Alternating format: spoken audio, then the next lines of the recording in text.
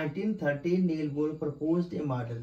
The main postulates of this model are, first postulate उसने क्या बोला, atom has small positively charged nucleus in the center surrounded by electrons. The electrons revolve around the nucleus in the atom only in certain selected circular paths which have fixed value of radius and energy. These paths are called orbits, which are associated with definite energy and are called as energy shell or energy level. These are numbered as 1, 2, 3, 4 or K, L, M and extra. According to this model, फिर सुनिए, the atom has small positively charged nucleus in the center and the electrons are revolving around the nucleus in well-defined circular paths. These are well-defined circular paths, also called as orbits. These are called as orbits.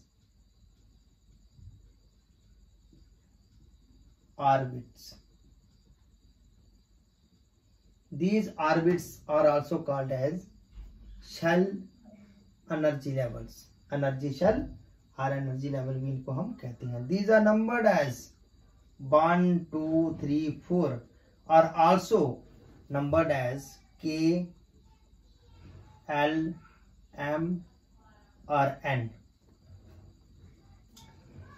पहला point clear हो गया कि atom has small positive charge nucleus in the center and the electrons are revolving around the nucleus in a well-defined circular path called orbits.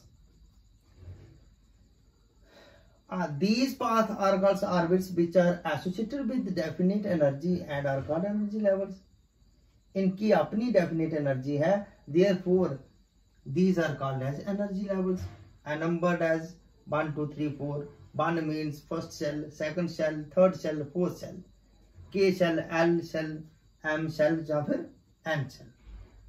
दूसरा point उसने ये बताया, as long as the electron remains in a particular orbit, as long as the electron remain present in a particular orbit. जैसे जी हमारे पास electron fourth orbit में है, it does not lose or gain energy. ये ना ही energy lose करेगा ना ही gain करेगा. Therefore the orbits are also called as stationary states. Orbits को हम stationary states भी कहते हैं because the energy of the electron in the orbit is fixed, does not change. Energy of electron does not change. Third point क्या है, only those orbits are permitted in which the angular momentum of the electron is a whole number multiple of h over 2 pi. Only those orbits are permitted. सिर्फ वही orbit permit होते हैं, यानी कि सिर्फ वही ऑर्बिट में इलेक्ट्रॉन है जिनमें whole number multiple of angular momentum का रहा है h over 2 pi. h over 2 pi. तो इसका मतलब ये है, an atom may have so many orbits. Atom के so many orbits हो सकते हैं, लेकिन सिर्फ उन ऑर्बिट्स में ही इलेक्ट्रॉन है जिनमें angular momentum h over 2 pi आ रही है. जैसे h है प्लैंक्स कांस्टेंट, 2 pi फार्मूला है इसका, तो n h over 2 pi, the angular momentum that is mvr, m mass, v velocity, r is the radius, is a whole number multiple of h over 2 pi. That is whole number multiple of h over 2 pi. n h over 2 pi. n h over 2 pi. अब इसको समझिए. Where n is equal to 1, 2, 3, 4. n में भी 1, 2, 3, 4 हो सकता है. अब हम ऐसा कंसीडर करते हैं, when n is 1, जब हमारा n 1 है, n is equal to 1 means first shell. n1 means first shell. तो इस फार्मूले में हम पुट करेंगे, n की जगह लिख दिया 1 into h over 2 pi. तो हमारा आंसर क्या आ गया, h over 2 pi. यानी कि फर्स्ट ऑर्बिट में ये बराबर ही आ गया h/2 फर्स्ट ऑर्बिट में। When n is equal to 2 second shell में तो 2 इंटू h/2 और ऐसे लिख सकते हैं हम, ये 2 कैंसिल हो जाएगा, h/π ये वैल्यू आ जाएगी हमारी। पाई की वैल्यू अपनी है, एच बी प्लैंक्स कांस्टेंट उसकी अपनी वैल्यू है। ऐसे ही जब n3 होगा, n इज इक्वल टू 3 तो 3h/2 3h/2 ऐसे ही 4h/2 2 और 4 काट सकते हो आप, 2h/π आ जाएगा, ऐसे सो ऑन। तो उसका कहने का मतलब ये था, only those orbits are permitted in which the angular momentum of the electron is a whole number multiple of h/2 जो h/2 की होल नंबर मल्टीपल पे जो रिजल्ट आएंगे उनके हिसाब से ही ऑर्बिट परमिटेड है, या फिर उनमें ही इलेक्ट्रॉन है।